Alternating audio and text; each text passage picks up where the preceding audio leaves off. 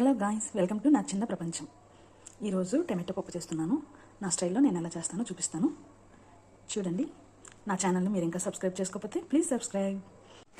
1 onion, 5 పచ్చిమిర్చి, 6 టమాటాలు, ఒకటి చిన్నది అవుతుంది, 6 వేసాను.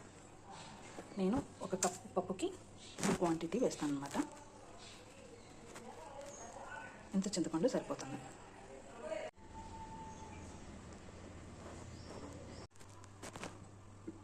కందిపప్పు ఎప్పుడైనా సరే మనం నానబెట్టుకోకుండా వండితే గ్యాస్ ప్రాబ్లమ్స్ వస్తాయండి.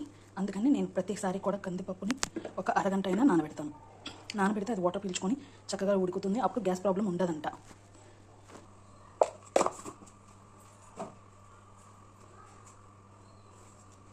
చింతపండు, పచ్చిమిర్చి,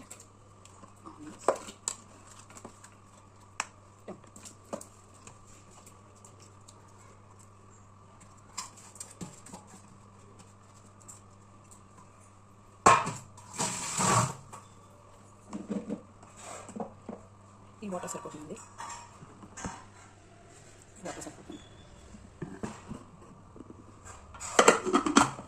కొంతమంది ఎక్కువ నీళ్ళు పోసేసి బాగా చారు చేసుకుంటారు. మా ఇంట్లో వాళ్ళు అంత చారు ఉంటే దాన్ని పప్పు చారు అంటారు, కానీ పప్పు అన్నారు. అందుకని నేను కొంచెం గట్టిగానే చేస్తాను. బాగా గట్టిగా చేయను.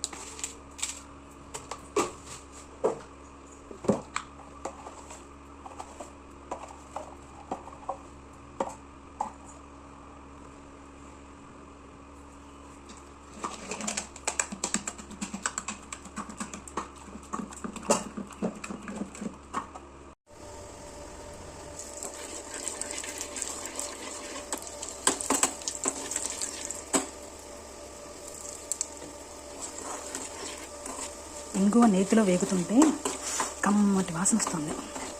ఎండుమిర్చి, మినపప్పు, ఆవాలు, జీలకర్ర.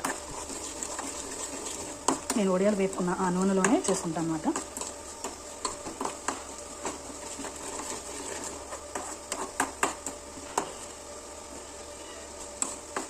ఎండుమిర్చి వేగాక అందులోకి నూనె వెళ్తుంది. అది తింటే చాలా బాగుంటుంది. మీరు మిస్ అవ్వకండి.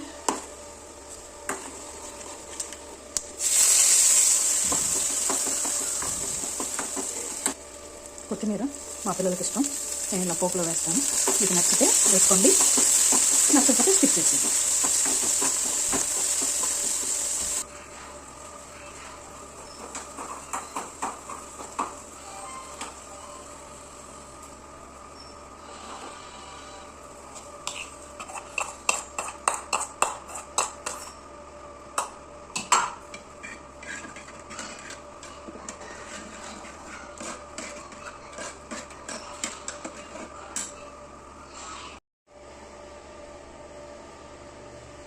టమాటో పప్పు రెడీ. వేడి వేడి అన్నం, నెయ్యి, పప్పు తిని చూద్దామా, అన్నం కాలిపోతుంది.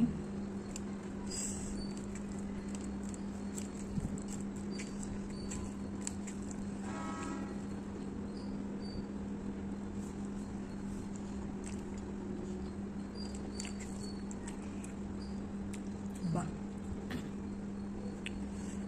చాలా బాగుంది. అంత బాగుందో. మీకు నచ్చితే లైక్ కొట్టండి, సబ్స్క్రైబ్ చేసుకోండి, మర్చిపోకుండా మన ఛానల్ని. అలానే మరిన్ని వీడియోస్ వస్తుంటాయి, అవన్నీ చూడండి. టిప్స్తో సహా వంటలు వస్తున్నాయి, వాటన్నిటిని మిస్ అవ్వకుండా చూడండి. మళ్ళీ కొత్త వీడియోలో కలుద్దాం. బాయ్. ఇందులో ఉప్పు, కారం, పులుపు వేసిన టమాటా అన్నీ కరెక్ట్గా సరిపోయాయి. ఎక్కువ అవ్వలేదు, తక్కువ అవ్వలేదు, పర్ఫెక్ట్గా సరిపోయాయి. అందులో కొత్తిమీర కూడా వేసాం కదా, దాని ఫ్లేవర్ కూడా తెలుస్తుంది. చాలా బాగుందబ్బా. Okay guys, bye.